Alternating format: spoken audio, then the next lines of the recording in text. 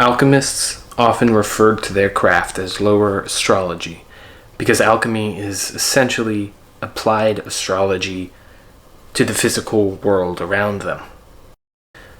Another practice which bears great similarity to alchemy is a very old Chinese practice called Qigong. If alchemy is lower astrology that functions to change and influence the outside world, Qigong is the equivalent to inner astrology in that it is about changing and influencing the self. Think of Qigong as internal alchemy and alchemy as external Qigong. These are very broad practices that have evolved many times over the course of history. But in this video, we will go into a few popular examples of this esoteric lore to show similarities and differences between them. First, a little about alchemy. There are many misconceptions about alchemy, the gravest of which is that alchemy is a sham and that its sole purpose was to create gold from lead. That was the charlatan's definition of alchemy, which was funded by the Catholic Church, so they could get in on the gold rush. The idea of turning anything into gold came from the so-called philosopher's stone, which was more of a concept within alchemy that everything is one, that all things are connected, and therefore it is possible to change one element to another, which is not wrong at all, but you can see how that misconception is easy to make. Alchemy is a lot like our modern science, except it takes into consideration astrology and other metaphysical principles. Unlike our current Cartesian science, alchemy does not see the world as mechanist. The universe is alive. Here is what I find to be the most interesting part of alchemy. Originating from Egyptian and Arabic Hermeticism, alchemy found its way into Europe during a time of severe repression and oppression by the church. Plant usage was demonized, reading and writing was limited to only the clergy and nobles, astrology and drugs had been steadily phased out. What the Europeans were left with was a series of mystic texts coated heavily with bizarre imagery and metaphors, languages that were all but lost, and a message completely foreign to their lifestyle and culture. The straight-edge Christian kingdoms of Europe had the surviving texts of Hermeticism left over from a culture with prolific use of psychoactive compounds, belief in language as magic, and a view of the universe that wasn't deterministic like what the Christians had, but one living and alterable. It wasn't a set-in-stone creation, but a dynamic flow.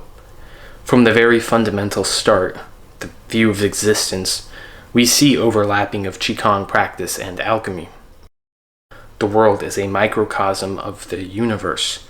What is reflected above is found below, and what is reflected below is found above. This is a core principle of Hermeticism and alchemy. Where Qigong differs is what is reflected externally is found internally, and what is internal is reflected externally. And that's a good way of understanding how Qigong is focused on the body and alchemy, the ex corpus, out of the body, everything outside of the self. The tools of alchemists are the elements and what devices manipulate those elements. Fire, water, air and earth, salt, mercury. These components need to be refined and mixed and refined again. The furnace in alchemy represents the transcendence of an element. The language in alchemy is extremely colorful, partly because they needed to code their recipes from the church, and partly because that is the language in which they discovered the tenets of Hermeticism and mysticism. Alchemy is based heavily in mythology and various other ancient occult practices. In fact, alchemy would live on in today's world through the occult and occult groups like the Freemasons, for example. The death and sacrifice of a god to an alchemist represents a recipe, a formula to be tested, Regicide is one of the most important of these rituals to alchemists. It's traceable back to Osiris and the completion of the Ouroboros. The next major iteration is with Solomon and the Goetia, the construction of the temple. Freemasons are based around Solomon, hence why they are Masons, because it has to do with the construction of this mythical temple. Regicide pops up more and more with Dionysius, Mithra, Krishna, Attis, and finally what most people know by heart, Jesus. The same story told multiple times by multiple people in myriads of cultures and beliefs over thousands of years. The same regicide has numerous uses. Today, the regicide ritual is used in the form of Jesus for spiritual justification and reliance, to be a bread and wine sacrament with all the healing stuff remaining invisible. It's effective for the masses, so it works. It's easy to understand. Now, obviously, you're here for alchemy and occult talk. The regicide ritual, and it can be called a recipe just as validly. Certainly, it's a recipe for Christians who refine a substance or raw material, an element, bread and wine, and turn it into blood and flesh of their God. It doesn't sound quite so far-fetched when I put it like that to see where it originated from. What the alchemists knew was that the story of Jesus, and specifically his death, was a code, a recipe and ritual for something. I have made the argument that it had to do with psychedelic mushrooms, and when you consider a group like the Essenes, who are mystics of the Kabbalah, the mushroom ritual is not just a group of people tripping in someone's basement, but an experience and exploration of their universe. A universe based on geometry, numerology, and entities that exist within these qualities. The Temple of Solomon isn't a physical building, but a metaphysical space. It's kind of like a mind palace, if you've ever heard of that. But add intense hallucinogens, complex numerological sequences, and sacred geometric mandala-like structures, as well as incomprehensible entities described as demons, and you've got a better idea of what the Temple of Solomon really is. I may have been misleading in previous videos discussing mushrooms and their role in religion, because things get much more than a fun night stoned. It's what they did while under the influence of these substances where things get confusing, mystic, and at times even terrifying. The Temple of Solomon is a mental place. In exploring that, perhaps it is a better question to ask, what constitutes as mental? For understanding the mental, I will direct you to Carl Jung. But moving on, the alchemists took that recipe of regicide to procure the elixir of life, the aqua vitae. This water of life, or elixir of life, is almost always the end goal of the regicide. Even in Christian theology, it is the killing of the king that allows his blood to become the fountain of life and redemption. Among the many discoveries made by alchemists, one of the most significant is the distillation of alcohol into liquor. And keep in mind, no substance is good or bad. To quote Paracelsus, all things are poisons, for there is nothing without poisonous qualities. It is only the dose which makes a thing poison. This regicide ritual is so rooted in universal principia that it can be applied to many different rites. I mentioned the alchemical application, the Freemason ceremony, the Christian redemption ritual, the ancient mushroom rite, and for this next one, we will look at the Qigong application. Like alchemy, Qigong places great emphasis on furnaces. Only the furnaces described by Qigong are internal ones that produce life energy, or Qi. The three primary furnaces of the body, called the dantians, there's the lower, which corresponds to the stomach and root chakra, the middle dantian, which is the solar plexus, and the upper dantian, which is the third eye and crown. These sea of Qis or elixir fields, are the primary source of energy in the body. They produce and refine energy obtained from outside sources such as food or the sun or earth's energy. The goal of Qigong is to produce the elixir of life within the body, something that can take multiple lifetimes to achieve. The most reliable method is embryonic breathing, which nurtures the golden child within the stomach. To do this, one must breathe deeply into the stomach for decades to build up enough qi to cultivate this golden child. There are various breathing methods such as reverse breathing, circulating breath, and other patterns and meditative practices described in Qigong Alchemy. The circulation of energy goes through channels referred to as the microcosmic orbit because it is a reflection of the heavens and earth, the cosmos. The goal of Qigong is to form the cosmic egg within the self. The goal of alchemy is to form the cosmic egg, which is a union of the four elements, the rebus, the seven metals, which correspond to the planets. Alchemy revolves around cooking, the use of a furnace or oven, which represents the cosmos, and we can see the Sephiroth influences this image and most of alchemy in general.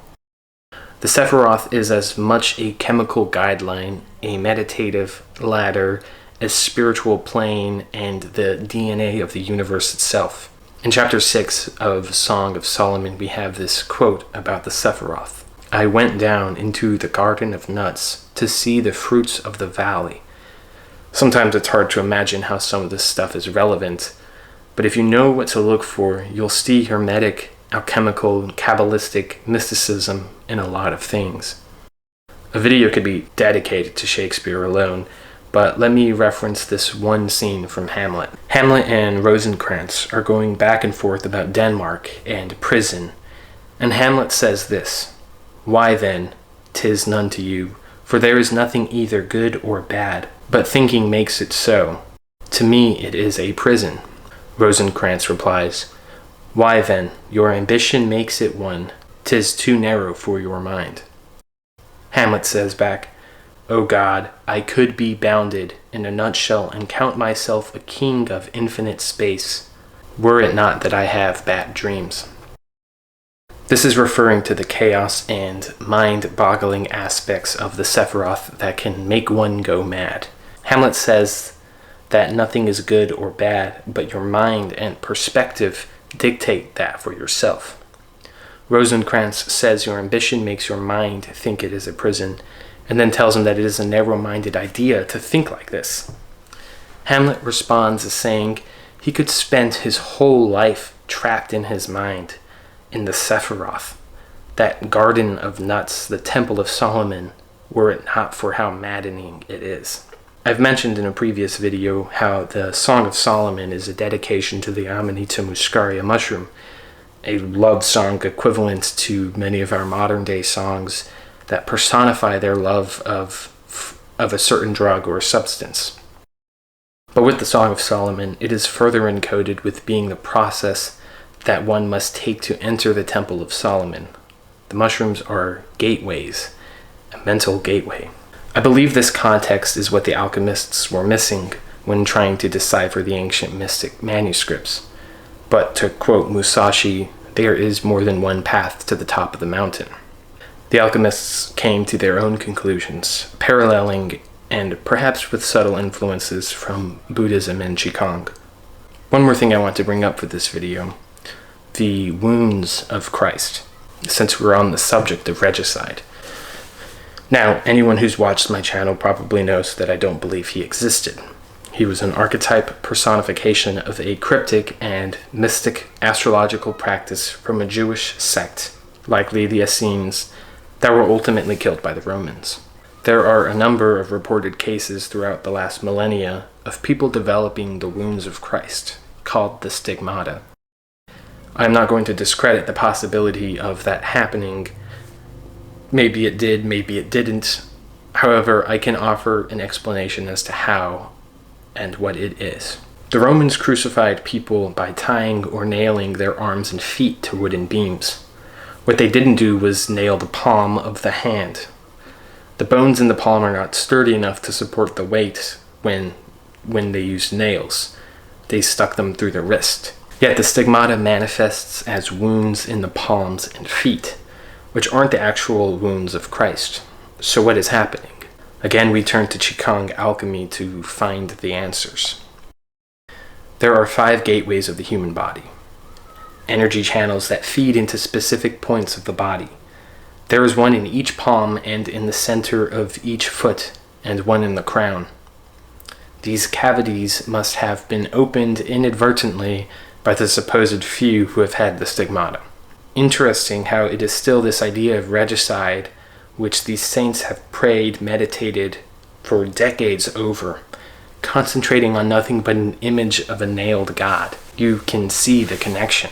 There are several possible cases reported outside of Roman Catholicism of this happening, but where we actually see these wounds the most are in depictions of Buddha, which I think is no coincidence. I would also argue that the Hamsa is an even more ancient symbol of the palm cavity opening, and it's something I don't think is always a physical manifestation. The word Hamsa comes from the Arabic Khamsa, which means 5. The earliest association of the Hamsa is with Ishtar and Inanna, used also in Jewish Kabbalism and by the Egyptians. It's almost always associated with protection, woman, and fertility. So it's no surprise that Mary was associated with this symbol as well, who is a further adaptation of Ishtar, Isis, and Venus. Perhaps there's no connection here, but when a symbol becomes popular and widespread into the collective unconscious, and we see its synchronistic application throughout the span of thousands of years across many cultures and civilizations, that typically lends itself to much deeper meaning and application within the esoteric. The final thing I want to mention is that most of the cases involving the stigmata, though they aren't the most famous examples, are with women. I can probably make 100 videos on this subject and still feel like I'm only touching the surface. But we're in a unique time where we can study all of these different practices in context of each other. By no means have we discovered all the answers. There's a misconception that since we are in the modern age, all relevant knowledge is being applied by science already. And I've said this plenty of times before, our modern scientific noesis comes from a Christian theocracy that funded them into discrediting astrology, alchemy, hermeticism, mysticism, and even Carl Jung is omitted by the public lens. They would rather complain about Freud than acknowledge phenomena outside the realm of what science can study, which is a lot. Thanks for watching.